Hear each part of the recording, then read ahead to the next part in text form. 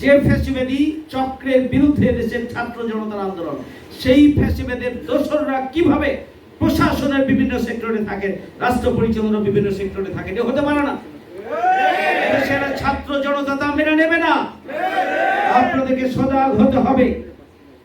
কারা এটি করছে খুঁজে বের করে আপনাদেরকে পদক্ষেপ গ্রহণ করতে হবে। আমরা নতুন সরকারকে সব দিক থেকে তাদের সংস্কারের সার্বিক কাজে আমরা সহযোগিতা করতে চাই। এদেশের ছাত্র জনতা সহযোগিতা করার জন্য প্রস্তুত আছে, কিন্তু তাদেরকে সঠিক পথ রচনা করে সেদিকে এগিয়ে যেতে হবে। ফ্যাসিবাদের দোসরদের দ্বারা আপনারা পরিচালিত হলে এদেশের ছাত্র জনতা এটা মেনে নেবেন না। আপনারা কাদেরকে ডিসি করছেন, কাদেরকে এসপি বানাচ্ছেন, কাদেরকে সচিব বানাচ্ছেন, কাদেরকে চুক্তি ভিত্তিক নিয়োগ দিচ্ছেন, এদেশের জনগণ তা পরখ করছে, দেখছে, অবজার্ভ করছে, এবং এদেশের ছাত্র জনতা ইতিমধ্যেই উদ্বিগ্নতার মধ্যে তাদের সময় অতিবাহিত করছে। আমি আশা করি এই বিষয়ে অন্তর্বর্তীকালীন সরকার সজাগ আছেন এবং আপনারা এই ব্যাপারে প্রয়োজনীয় পদক্ষেপ গ্রহণ করবেন।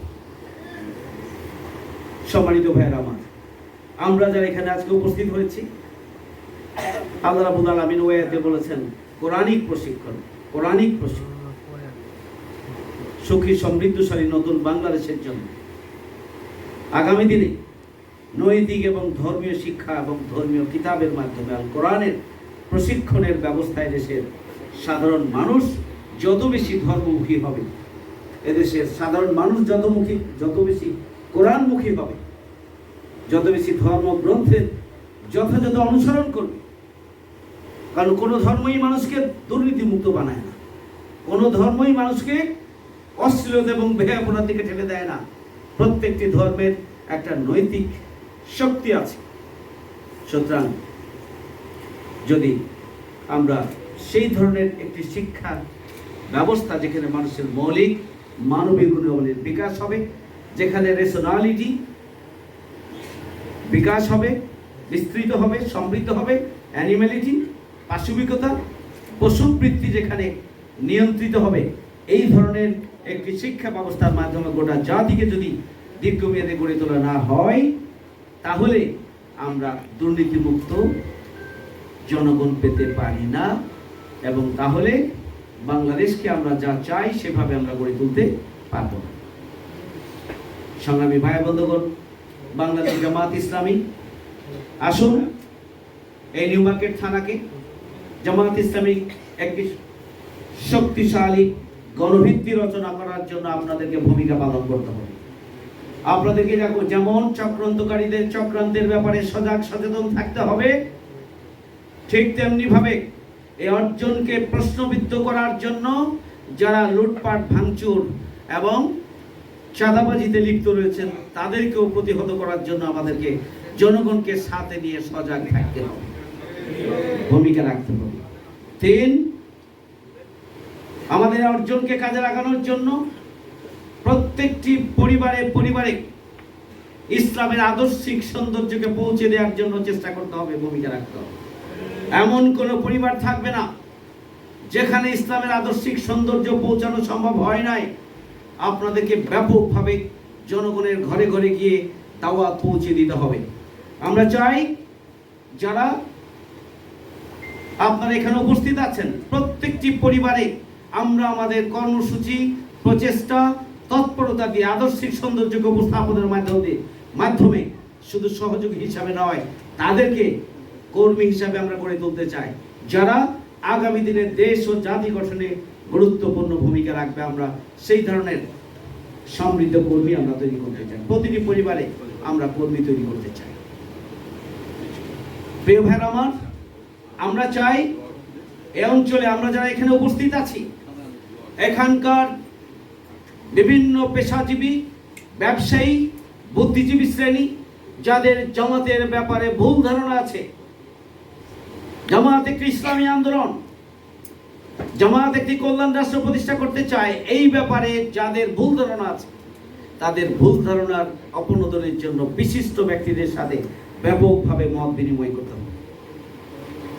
ব্যাপকভাবে যোগাযোগ করতে হবে এবং আপনার ব্যক্তিগত চরিত্র দিয়ে, আপনার আচরণ দিয়ে, আপনার আদর্শ দিয়ে, আপনার লেনদেন দিয়ে, আপনার কথাবার্তা দিয়ে এবং আপনার সার্বিক তৎপরতা দিয়েই ন্যাচারালি যাতে করে ব্যক্তির কাছে আমাদের ব্যাপারে যে ভুল ধারণা আছে সেটি যেন অপনোদন হয়ে যায়, আপনাদেরকে সেইভাবেই মানুষের কাছে, বিশিষ্ট ব্যক্তিদের কাছে আপনাদের যেতে হবে এবং আপনাদের নিজেদেরকে উপস্থাপন করতে হবে, বক্তব্য উপস্থাপন করতে হবে। প্রিয় ভাইরা, আপনাদেরকে এই এলাকাকে একটি শক্তিশালী ভিত্তি হিসাবে যদি গড়ে তুলতে হয়, তাহলে এলাকায় যারা আজকে কর্মী হিসাবে এখানে উপস্থিত আছেন, তাদের নিষ্ক্রিয় কর্মী হলে হবে না, তাদেরকে সক্রিয় কর্মী হতে হবে এবং সংগঠনের পূর্ণাঙ্গ সদস্য হিসাবে নিজেদেরকে প্রস্তুত করার জন্য এখন থেকেই আপনাদেরকে ভূমিকা পালন করতে হবে।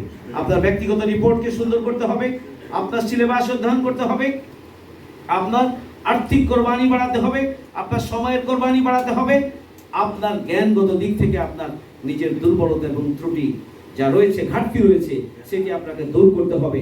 পাশাপাশি আপনি নিজের দক্ষতা এবং যোগ্যতা পরিবর্তন সাধন করবেন, কারণ দক্ষতা এবং যোগ্যতা আর নৈতিকতার সমন্বয় যদি ঘটে, তাহলে আপনি সমাজ এবং রাষ্ট্র পরিচালনায়, পরিবর্তনে আপনি ভূমিকা পালন করতে পারবেন।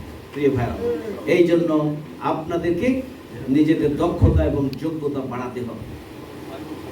দক্ষতা এবং যোগ্যতা ছাড়া সোসাইটিকে পরিবর্তনের জন্য আপনি ভূমিকা পালন করতে পারবেন না। এই জন্য দক্ষতা, যোগ্যতা এবং নৈতিক গুণাবলীর সমন্বয় প্রয়োজন। আজকে যারা এখানে উপস্থিত আছেন এবং যারা নেই, আমি তাদের প্রতি অনুরোধ জানাবো যে আপনারা নিজেদেরকে দক্ষ, যোগ্য এবং নৈতিক দিক থেকে সমৃদ্ধ করে তুলুন। প্রিয় ভাইয়ের আমার, পাশাপাশি এখানে যারা মেম্বার হিসেবে উপস্থিত আছেন, তাদের প্রতি অনুরোধ জানাতে চাই, আপনাদের নিজেদের মান, আপনাদের যোগ্যতা, আপনাদের কার্যক্রম যাতে এমন হয় যাতে যারা কর্মী, যারা সক্রিয় কর্মী, তারা অনায়াসেই এই আন্দোলনে নিজেদেরকে সদস্য মানে উন্নীত করার জন্য তারা পদক্ষেপ গ্রহণ করে, আগ্রহী হয়, উৎসাহী হয়, উদ্যমী হয় এবং এগিয়ে আসার সুযোগ পায়। এই ধরনের আমাদেরকে নিজেদেরকে মেম্বার হিসাবে, সদস্য হিসাবে আমাদেরকে সেভাবে গড়ে তুলতে হবে। প্রিয় ভাইয়ের আমার, সর্বোপরি আসুন আমরা আমাদের এই প্রিয় ছোট্ট মাতৃভূমি বাংলাদেশ, 18 কোটি মানুষের বসবাস, আমরা আমাদের দেশটাকে ভালোবাসি। আসুন আমরা সবাই মিলে, সবার উপরে আমার দেশ এবং দেশের 18 কোটি মানুষের কল্যাণ এবং মুক্তির জন্য আসুন সবাই মিলে কাঁধে কাঁধ মিলিয়ে আমরা ভূমিকা পালন করি। আমরা সত্য সুন্দরের পথে এগিয়ে যাই। দুর্নীতিমুক্ত বাংলাদেশ গড়ার জন্য আমরা নিজেদেরকে নিবেদন করি। তাহলেই আমাদের যে বীর শহীদরা নিজের জীবন দিয়ে গণ অভ্যুত্থান সংগঠিত করেছে, একটি নতুন বাংলাদেশ আমরা পেয়েছি, তাহলেই তাদের আত্মা সান্ত্বনা পাবে, স্বপ্ন বাস্তবায়িত হবে। সুতরাং আমরা সেই ধরনের একটি বাংলাদেশ গড়ার লক্ষ্যে নিউ মার্কেট থানা সংগঠন, আমরা আমাদের অত্র অঞ্চলে আমরা সেভাবেই আমরা আমাদের নিজেদের অবস্থানকে সুসংহত করেই আগামী দিনে শহীদ ছাত্র জনতার স্বপ্ন বাস্তবায়নে আমরা এগিয়ে যাব ইনশাআল্লাহ। এই আশাবাদ ব্যক্ত করে আমি আমার বক্তব্য এখানে শেষ করছি। আপনারা ভালো থাকেন, সুস্থ থাকবেন, নিরাপদে থাকেন, সেই দোয়া করি। আসসালামু আলাইকুম ওয়া রাহমাতুল্লাহি ওয়া বারাকাতুহু।